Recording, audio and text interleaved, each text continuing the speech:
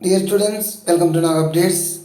ఉమ్మడి అనంతపురము మరియు ఉమ్మడి కర్నూలు జిల్లాలోని పేద విద్యార్థులకు కార్పొరేట్ విద్యను అందించే ఆర్డిటి సెట్ ఎగ్జాము మే 19 అంటే నిన్న పూర్తయింది.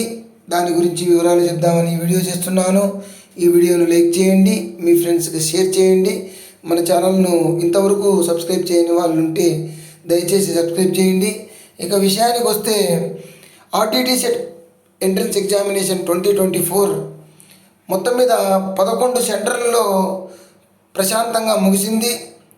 ఈ ఎగ్జామ్కు మొత్తము అనంతపురము మరియు కర్నూలు ఉమ్మడి జిల్లాల నుంచి 3,928 మంది విద్యార్థులు అప్లై చేసుకున్నారు. అందులో 3,868 మంది విద్యార్థులు హాజరయ్యారు.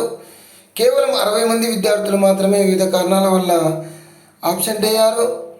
ఈసారి ఎక్కువ మంది విద్యార్థులకు 10th క్లాస్లో 500 కంటే ఎక్కువ మార్కులు రావడంతో అప్లికేషన్ల సంఖ్య కూడా భారీగా పెరిగింది.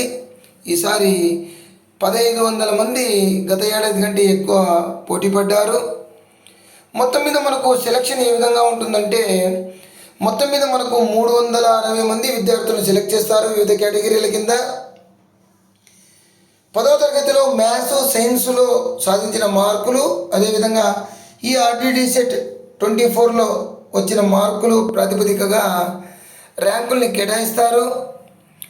ఆ 360 మందికి మనకు 1:2 లేదా 1:3 ప్రకారము తీస్తారు.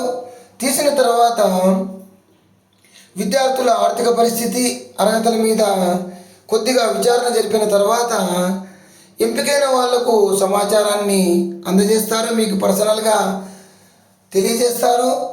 మీకు మెసేజ్ రావచ్చు, అదేవిధంగా మీకు ఫోన్స్ కూడా వస్తాయి సెలెక్ట్ అయిన విద్యార్థులకు.